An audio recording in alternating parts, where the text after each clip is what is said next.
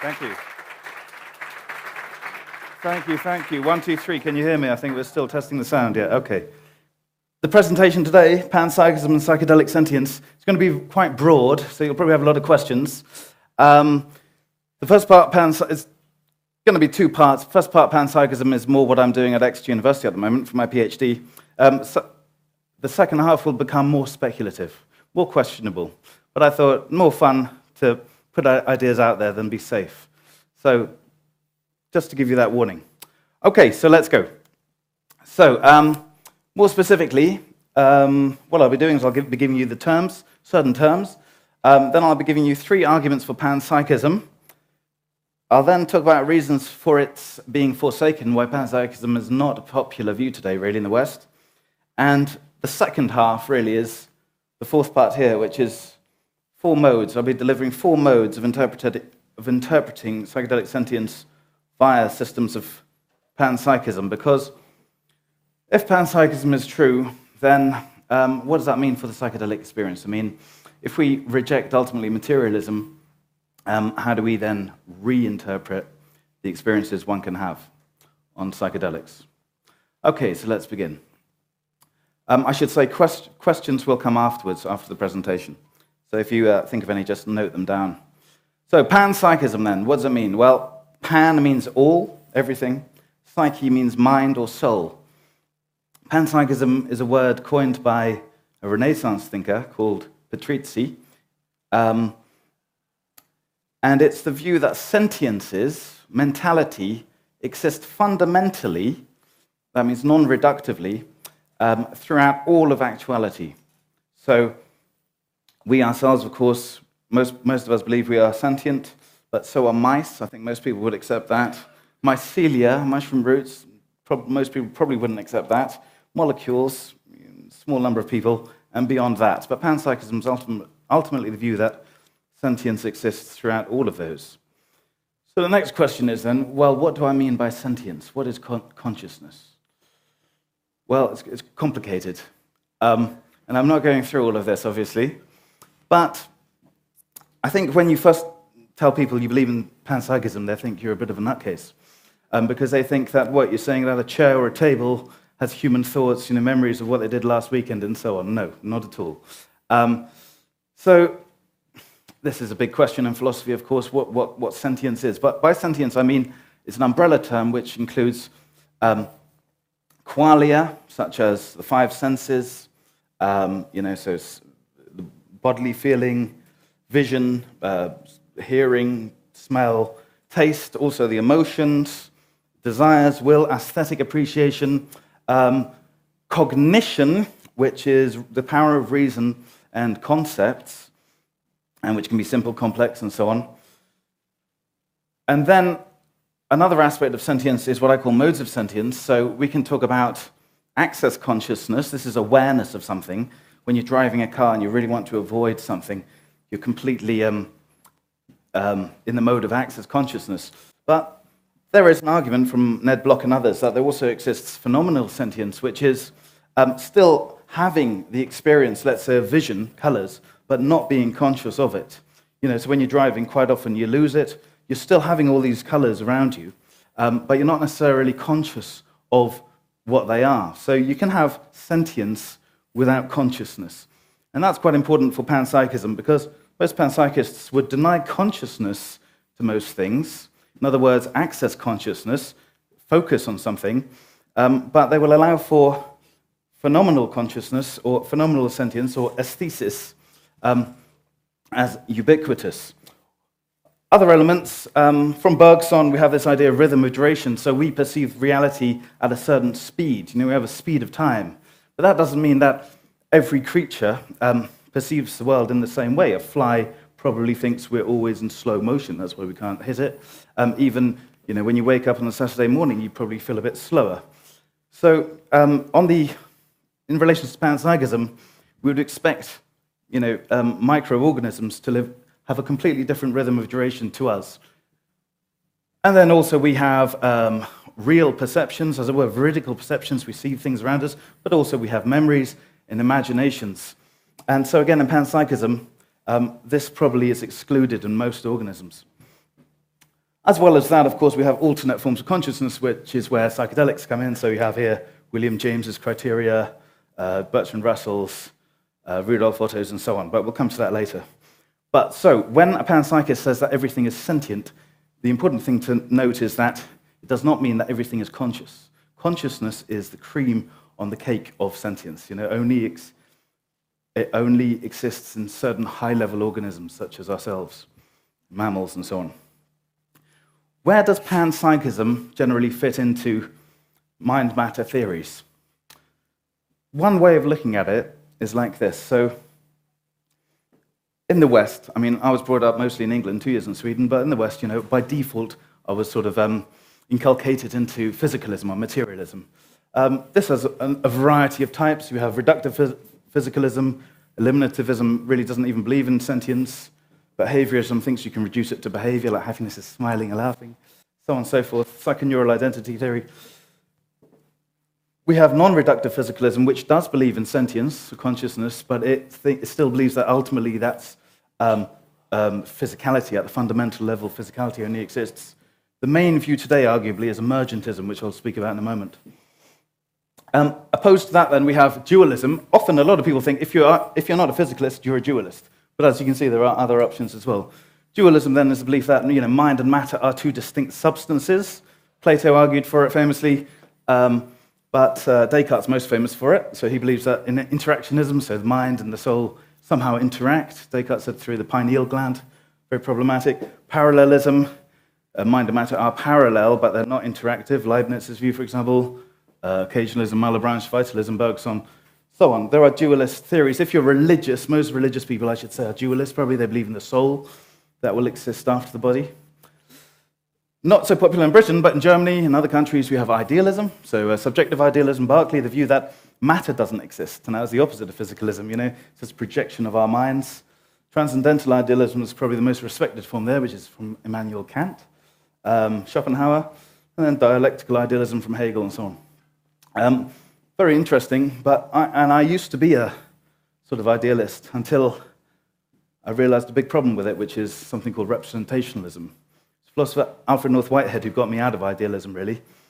Alfred North Whitehead was what is known as a pan-experientialist, which is a form of panpsychism.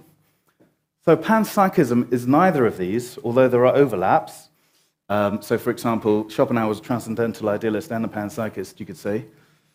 But there's a variety of forms. I'll be mentioning some of these. Cosmopsychism is the view that not only do molecules and bacteria and whatever have sentiences, but also planets, stars, ultimately the universe. There's pan-cognitivism, which is the view that everything has thoughts, concepts. Very unpopular view, but it's there. And then there's all these different words for it today. Like I say, the Whiteheadian one, pan-qualityism, it's from Fiegel. Atomic monism, McGinn. Integrated information theory is a sort of panpsychism from the neuroscience. Tononi came up with that. Christoph Koch is known for it as well. The big thing in panpsychism today is probably Russellian monism from Bertrand Russell. So that's the main focus of contemporary studies into panpsychism, which I can discuss later in more detail if you like. Okay, so why would anyone believe in panpsychism? It's completely nuts, right? Well, I'm going to give you 3 arguments for it. I'm going to avoid all the criticisms. But let's go through but we can discuss that later. So let's go through it. The genetic argument, then. The claim that the existence of that which is not structurally describable, sentience, by which I mean this, that we can describe physical things like this table in terms of space. This is 1.5 meters high and so on. But like, for example, an emotion, you cannot describe it using space. You can describe its physical correlate using space, neurons, whatever, but you can't actually describe what an emotion is by talking about measurements.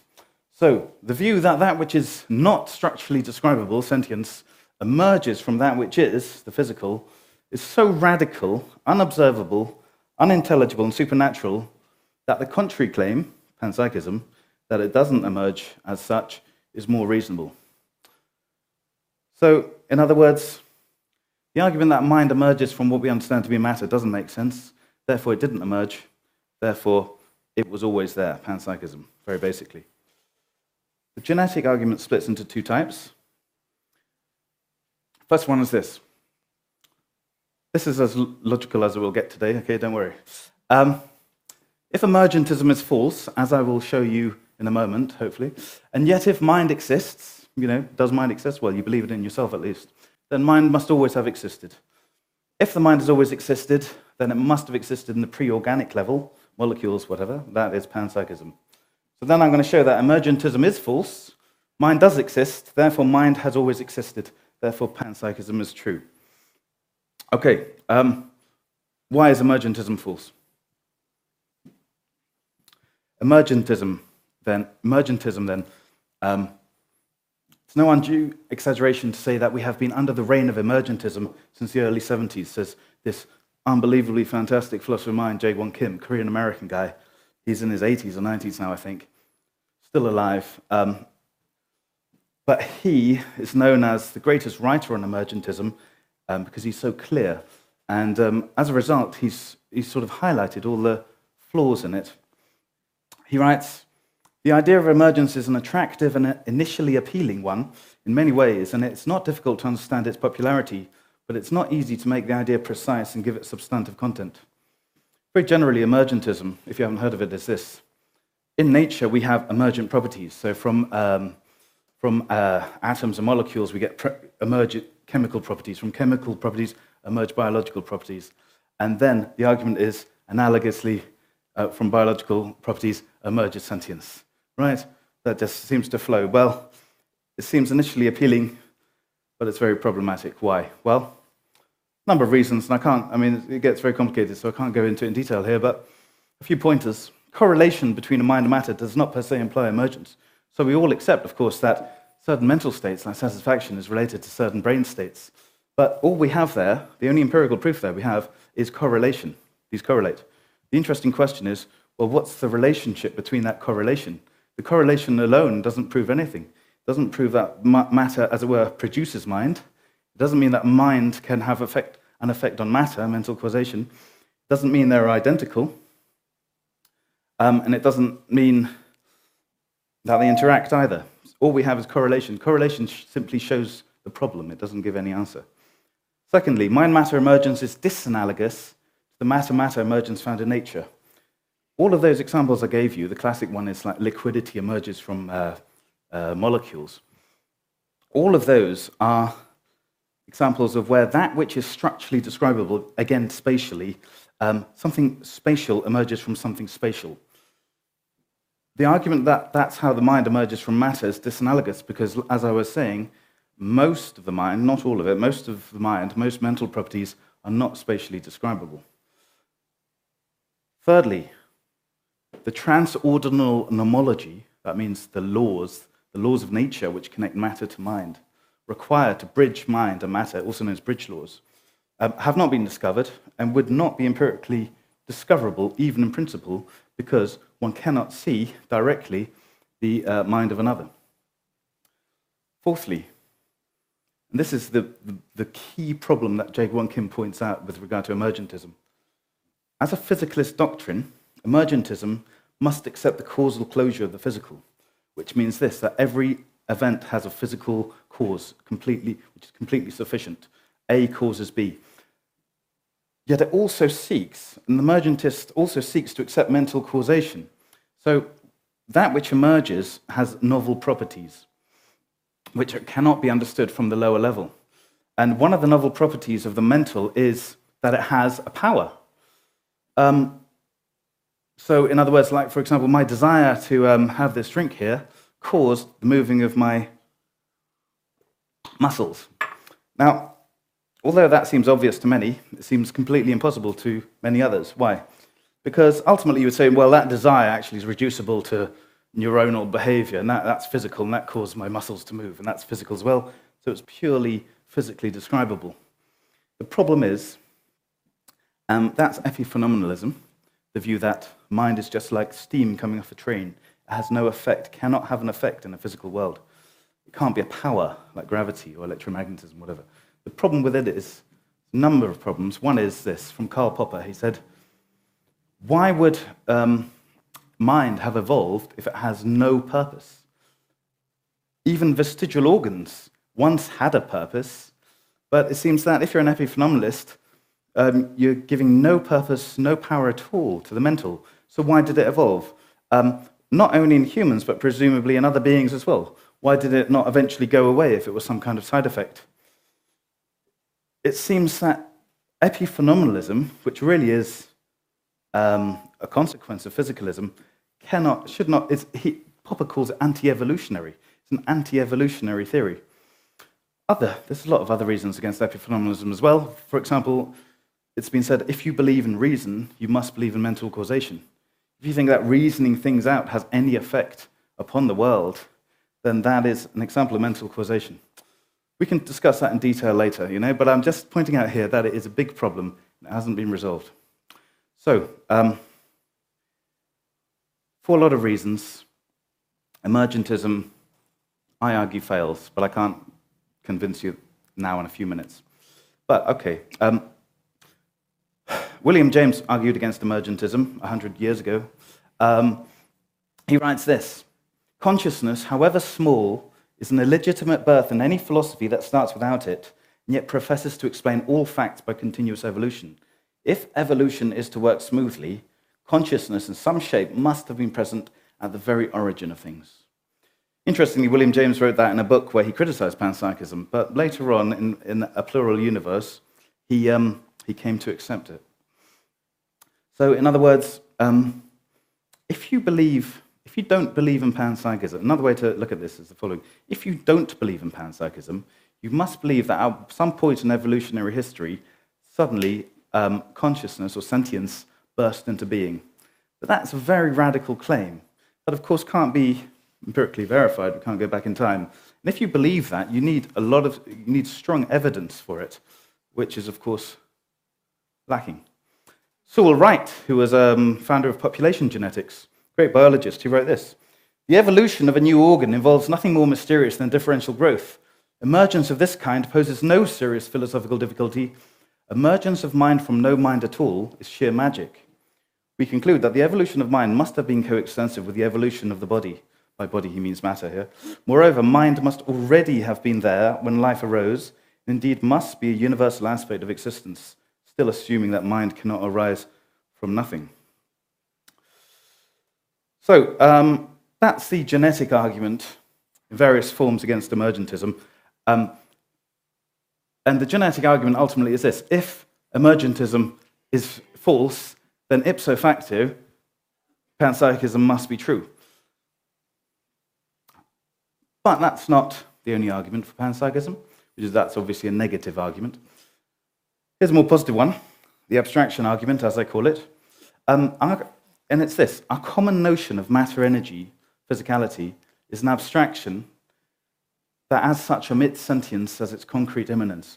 Abstraction means when you understand something insufficiently.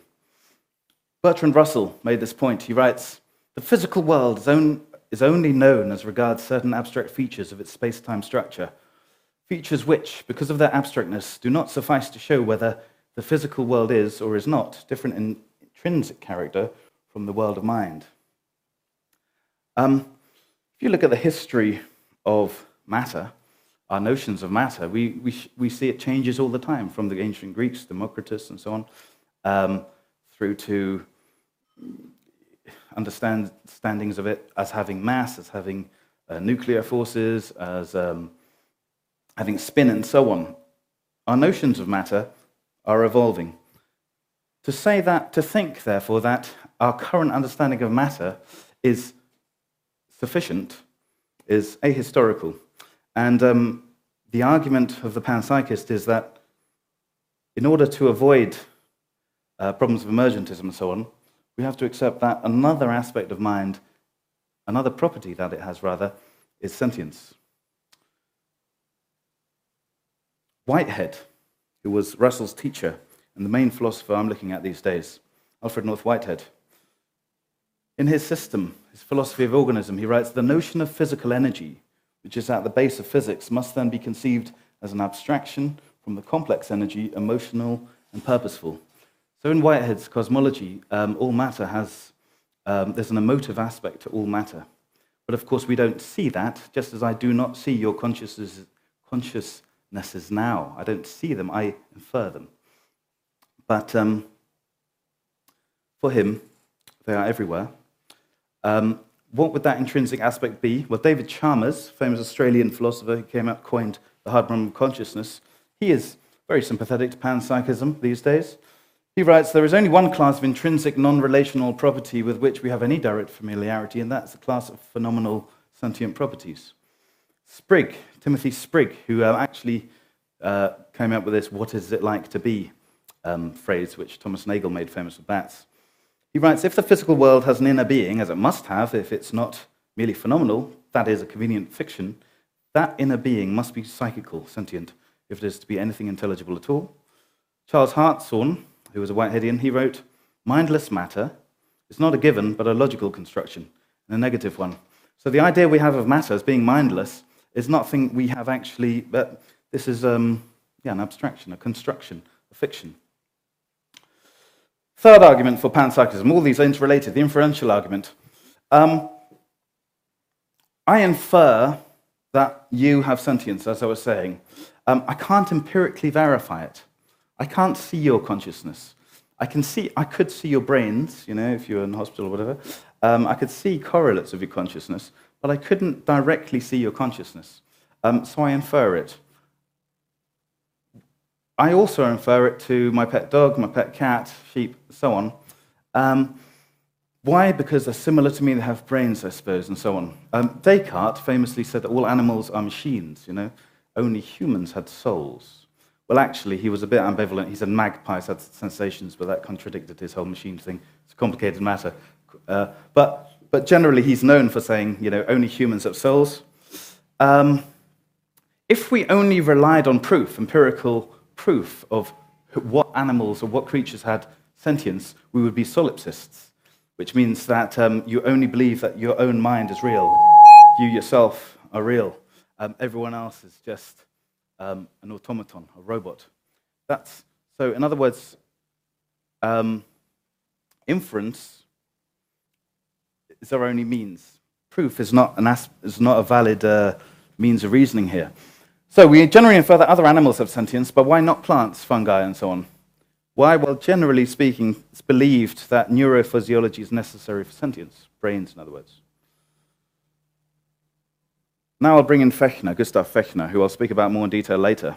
He made this analogy. He says, you can't use empirical evidence when it comes to these deep mind-matter problems. So he makes this little analogy, little poem, really. He writes, if I remove or destroy all the strings of a piano, a violin, a lute, then there will be no tone to the instrument. So obviously the strings are the essential means for producing tones. They are, so to say, the nerves of these instruments. But now, when I hear that the flute, after all, does actually produce tones, in spite of my pretty argument, I can't see why plants might not be able to produce subjective sensations without having nerves. The animals might be the string instruments of sensation, and the plants the wind instruments. Might be. Okay. But of course, you'll say to me something like this. You'll say, yeah, but we know that, we know how a plant functions. It moves towards the light because of photosynthesis, blah, blah, blah, blah, right? You can explain a plant's movement in terms of efficient causality, physical causes. However, you could also say that about a person. You could fully explain the movements of a person through physiology if you investigated them. But we still attribute sentience to a human, don't we? So why draw the line? Or where do you draw the line for sentience? We know that plants have sensation. This is from Daniel Chamovitz. We now know that Arabidopsis has at least 11 different photoreceptors. Some tell a plant when to germinate, some tell it when to bend to the light, some tell it when to flower, and some let it know when it's nighttime. Some let the plant know that there's a lot of light hitting it, some let it know that the light is dim, and some help it to keep time. So, okay, a plant can perceive light. In a way, the leaf is like an eye. It has photoreceptors. It's just not a complicated eye like we have. The ultimate point that Whitehead makes is this, though. To sense does not require sense organs. Sense organs are just very elaborate forms of essentially what is causality. So we have no reason to limit inference to mentality to creatures with brains. If we limit it to behavior, then we are practically panpsychists anyway, because you have to include plants and so on, viruses. So without reason for limitation, we extend the inference all the way throughout nature, and that's panpsychism then. If you do want to limit sentience to some point, then you have to make a very good case where that would be. The problem is, of course, you can't get subjective reports on anything other than the human. So it's in principle impossible to find this out. Why then? Now, okay, there's three arguments. There are problems as well I haven't got time to go into. But the case is being made by people like Chalmers, Thomas Nagel, Galen Strawson, analytic philosophers, that panpsychism is a viable philosophy of mind. Partly because we've come to this impasse in the philosophy of mind. We just cannot explain the relationship of mind to matter. We've come to a cul-de-sac. Panpsychism seems at least a viable option, not just some crazy stuff. Why is it spurned? Why is it not popular here in the West? A number of reasons. One is there are criticisms of it, rational ones, like the combination problem that I can discuss later. But Whitehead attributes this, and a lot of people do, to Descartes. He writes, the disastrous separation of body and mind, which has been fixed on European thought by Descartes, is responsible for this blindness of science. What do you mean by that? Descartes famously then came up with dualism. Mind and matter are separate substances. What seems to have happened, though, is this, that he created then nature as completely mindless, completely mathematical, mechanical. And we seem to have inherited that view of nature, discarded the soul, at least us in the secular West here, discarded the idea of the soul, but then, with this mechanical, mathematically describable nature left bequeathed by Descartes, we've suddenly got this problem like, oh shit, how does the mind relate to this? And then we come up with all these theories about, identity and emergence and functionalism, blah, blah, blah, but they all just don't work, or at least no one agrees about them. There's very little agreement here. A second reason, and this is a little pet theory of mine, and I can't prove it in any way, but it's a research topic. I believe there's probably a bit of Christian suppression of this view of panpsychism. For example, the Inquisition, the Roman Inquisition, they famously burned Bruno. Bruno was a great scientist and panpsychist. They burnt Bruno at the stake in 1600. Considered any kind of panpsychism, which, like I said, became prevalent in the Renaissance as heresy. And of course, at the time, the Catholic Church had a lot of political power, as it still does in South America and so on. And the legacy is still with us. Thirdly now, another reason is the prosaic fallacy. And this comes from Charles Hartshorne, the Whiteheadian. And this is the link to psychedelics. The disinclination of many to accept psychicalism, panpsychism, probably arises partly from the immense demands which the doctrine make upon one's imagination. How are we to imagine feelings as different from ours as an atom is from our bodies? But we should avoid the prosaic fallacy, supposing the world to be as tame as our sluggish, convention-ridden imaginations imply. In other words, we are prosaic, probably not most of you here, but a lot of us are prosaic thinkers. We think, well, this is consciousness, I know it through myself, and then I generalize from that particular and think that's what consciousness must be, if it's to be anything, therefore it couldn't possibly exist in, let's say, a virus. Well, how can you get rid of the prosaic fallacy? If psychedelic experience can eliminate such prosaic thought, if, in other words, psychedelic experience can give you access to other forms of sentience, completely alien to that which is normal, then at least that third hindrance to the acceptance of panpsychism might be overcome. In fact, William James may have come to panpsychism this way. For those of you who have not heard of William James, he was a great psychologist, medical doctor, and philosopher. Died in the early 20th century. I'm sure most of you know here, he took psychedelics, one of the first sort of academic psychonauts, really. He writes this, this is, of course, a cliche in this quote, and I apologize if you've read it 10 times already, but to those 2 or 3 of you who haven't. Nitrous oxide and ether, especially nitrous oxide, stimulate the mystical consciousness in an extraordinary degree. In the nitrous oxide trance, we have a genuine metaphysical revelation. Our normal waking consciousness, rational consciousness, as we call it, prosaic consciousness, is but one special type of consciousness. Whilst all about it, parted from it by the filmiest of screens, there lie potential forms of consciousness entirely different. That was written in 1902 in his book, The Varieties of Religious Experience. In 1909, in a great book called Pluralistic Universe, he writes this: "The drift of all evidence we have seems to me to sweep us very strongly towards the belief, with analogies from religious experience, that establish, when taken together, a decidedly formidable probability in favor of a general view of the world almost identical with Fechner's." Fechner was a panpsychist, of course. So, perhaps one of the reasons that William James ultimately went into a Fechnerian kind of panpsychism is because he had these nitrous oxide experiences. They changed him, they changed his worldview. We know for sure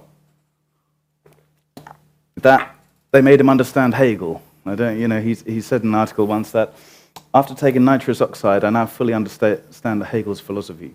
So we know it had that effect on him, and did it have a wider effect? Next question is this: if panpsychism is correct, I'm sure not all of you have accepted it yet, but if it is a correct view of reality, what are the implications for the interpretation of psychedelic experience? What does it mean? In other words, if you're a materialist and you look at psychedelic experience, you're going to say, well, it's all hallucinatory, really. It might be valuable, therapeutically or whatever, but ultimately you don't get any truth from it. You don't get any knowledge from it. But how about if materialism is not true? Some people, I should say, call panpsychism materialism. That's another debate. But let's say that general view of materialism is not true and panpsychism is, then how could we explore our psychedelic experiences? I haven't defined psychedelic experience because, as you are aware, there are so many different varieties. And some of them are ineffable, so I couldn't talk about them anyway. But let's look at these 4 modes of interpretation. Now I'm going to get a bit more speculative. So there's vectorization, enmerosis, as I call it, expansion, and something called the third realm, transcendence. Let's look at the first one now, vectorization. This is from Whitehead. This is why I moved away from idealism reading Whitehead, and I can't do justice to him in a screenshot here.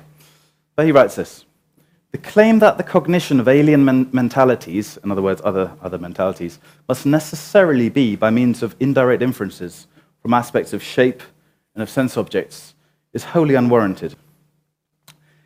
In other words, Whitehead believes that perception as we understand it from Aristotle, Plato, David Hume and whatnot, that there are 5 senses, is a very limited form of perception. There's another form of perception which he calls perception in the mode of causal efficacy, which is where one actually perceives not only these qualia, these visual qualia, but also emotions and feelings. They actually, it's not an imaginative thing. We actually intake, like we intake light, so we intake emotions. And perception becomes then, when you perceive something, the relationship is not the subject to the object, or a representation to the object, but rather part to whole. So my view of somebody else is partly that other thing within me. This is known as vectorization. Now, could it be that psychedelics allow for amplified vectorization? Amplified vectorization, sorry. This is why I'm speaking in English and not Swedish today.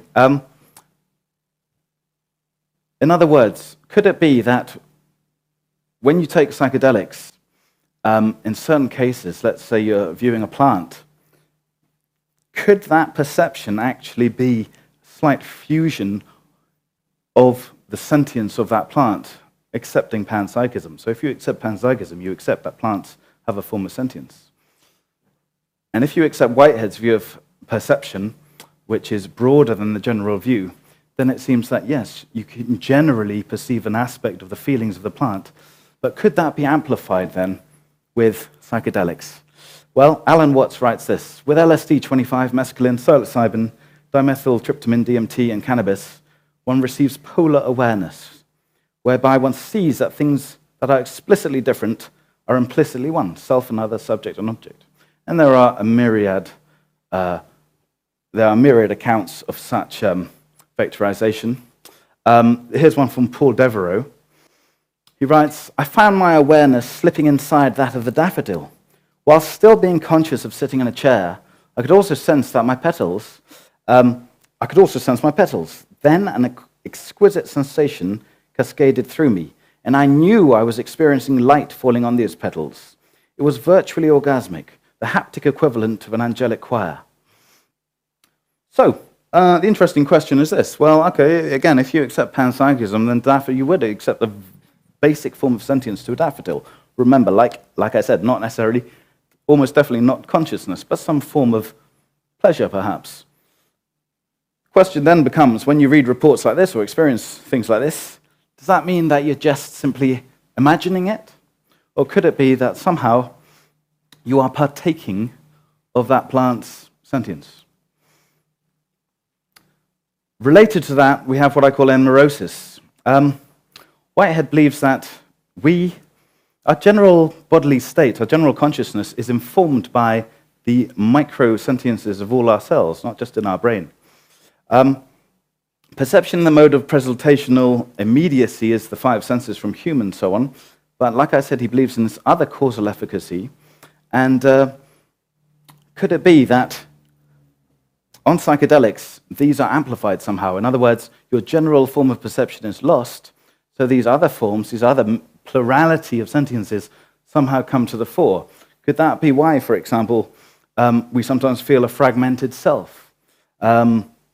We feel we're not one anymore. We're several things.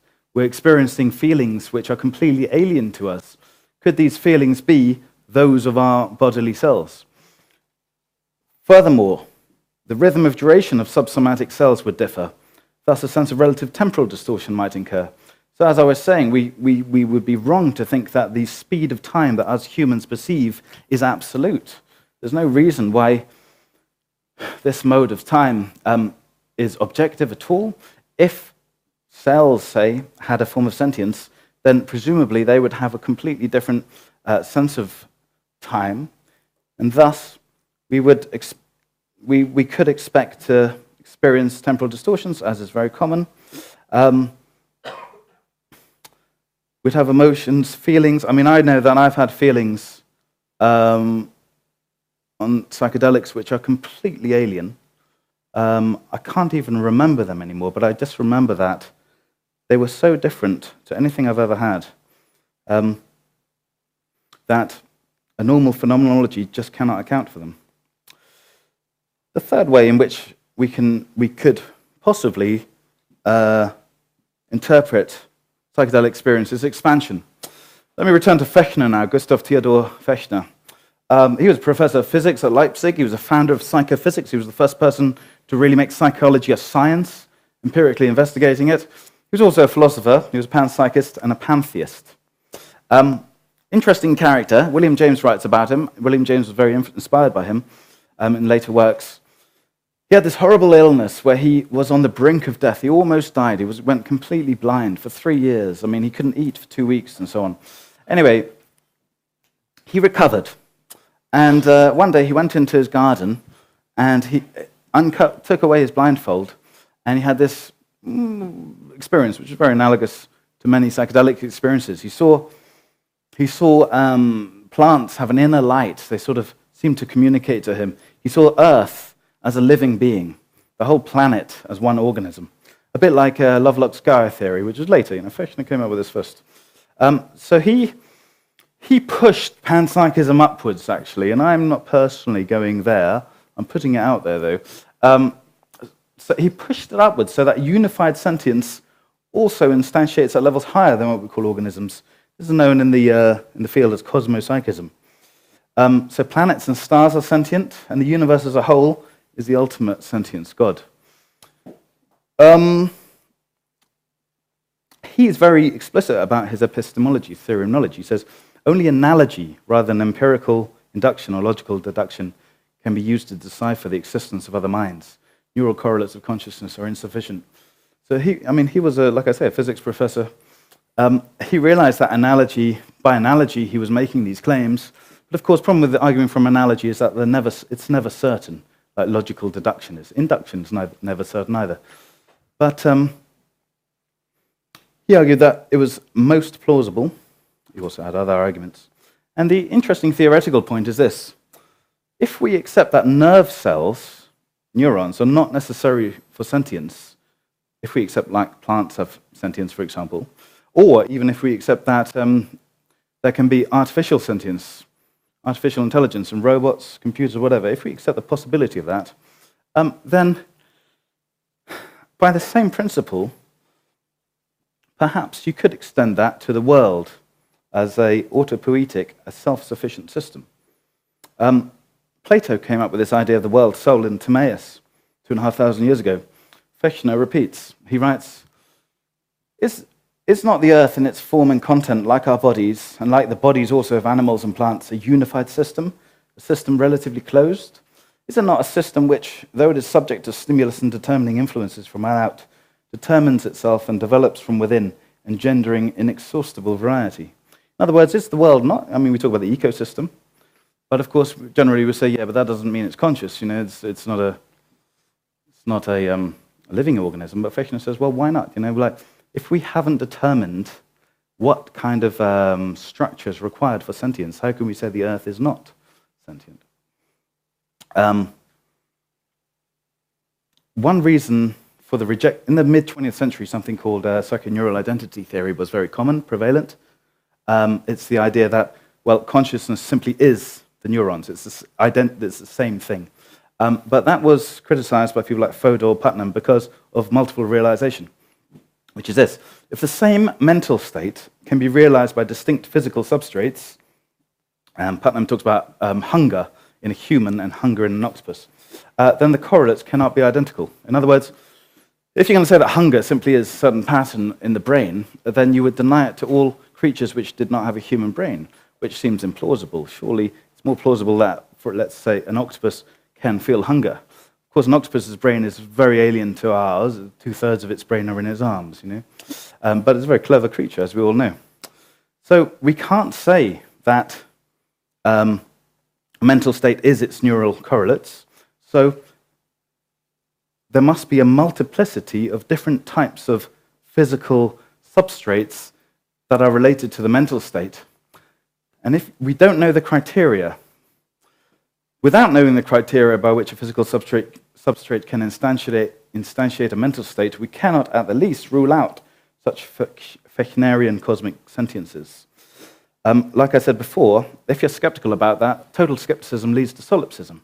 Well, I can only prove that I myself exist, my mentality exists, that's it. But of course, I think it's more plausible than not to deny solipsism, so we have to bequeath sentiences to other beings. So why not, as well as down in most panpsychisms, why not up as well? And of course, in the psychedelic literature, we have numerous reports of this feeling. This is from Alan Watts. The individual discovers himself to be one continuous process with God, with the universe. To those who have known it, it is as real and overwhelming as falling in love. I personally have never experienced this, but I met a lot of people who have. Such a understanding is what William James called noetic. He talks about that with regard to mystical experiences, which he starts off with alcohol even. Alcohol is the first step of the mystical consciousness, he says. It's a form of knowing, he says, which is as valid as any mathematical deduction or whatever. But like I said, I haven't had it myself, and if you haven't had it yourself, it's hard to believe.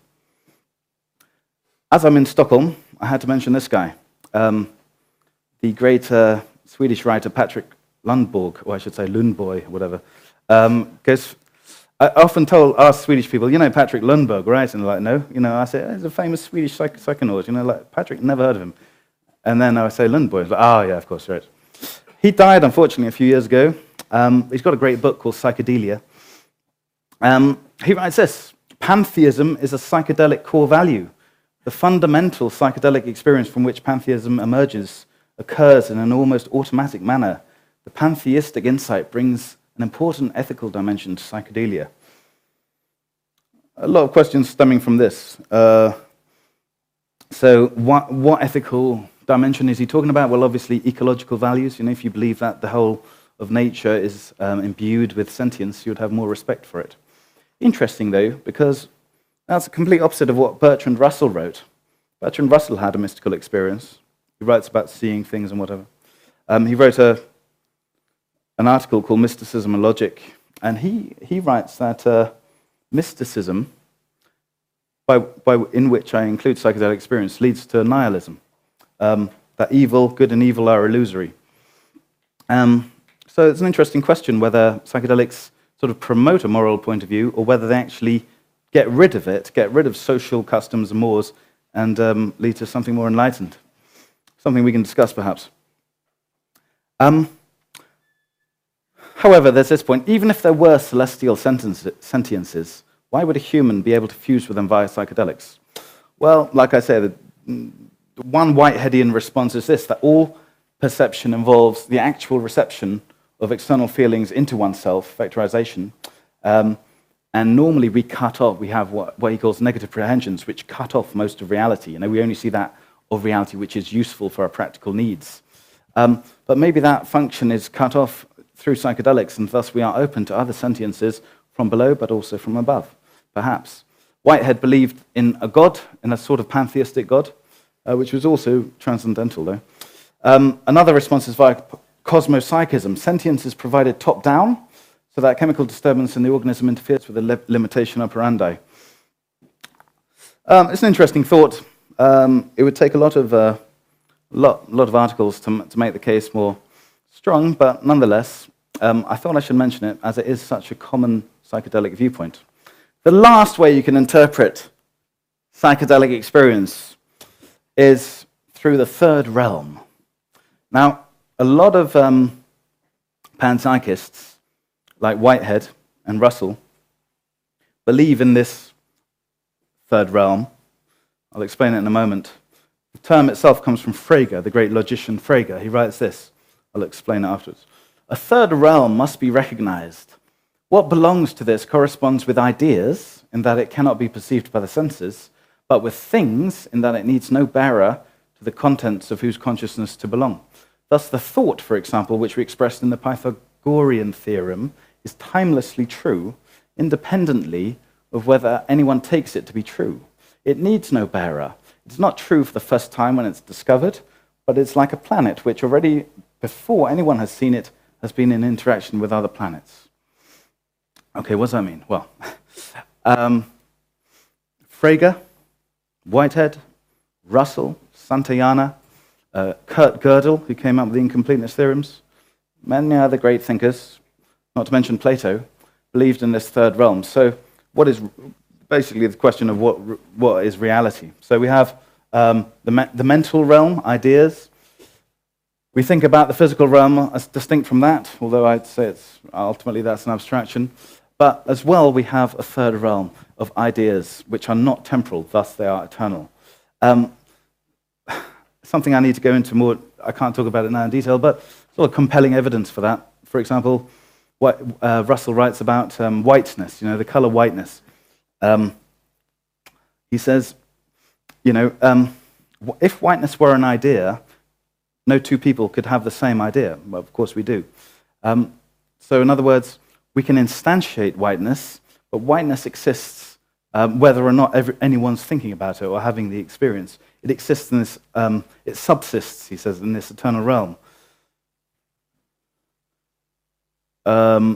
He writes, a universal, an ion, the object of the third realm, is neither in space nor in time, neither material nor mental, yet it is something. Whitehead writes this, the mountain endures, but when after ages it has worn away, it has gone. If a replica arises, it is yet a new mountain. But a color is eternal. It haunts time like a spirit. It comes and it goes, but where it comes, it's the same color. It neither survives nor does it live. Roger Penrose, who is a thinker based in England, Sir Roger Penrose, I should say. He believes in the third realm as well, coming from Gödel. He writes, the Mandelbrot set is not an invention of the human mind, it was a discovery. Like Mount Everest, the Mandelbrot set is just there. It doesn't matter whether we discovered it or not, it already existed, not in a material way, not in a mental way, in a third way, in the third realm, as it were. Russell writes this, we may hope in a mystic illumination to see the eternal ideas in the third realm as we see objects of sense, and we may imagine that the ideas exist in heaven. These mystical developments are very natural, but the basis of the theory is in logic, and it is as based in logic that we need to consider it. So that's a representation of the Mandelbrot set, of course. Could it be that in the mystical illumination, in the psychedelic experience, a lot of these eternal ideas, which are usually cut off from us, suddenly become accessible.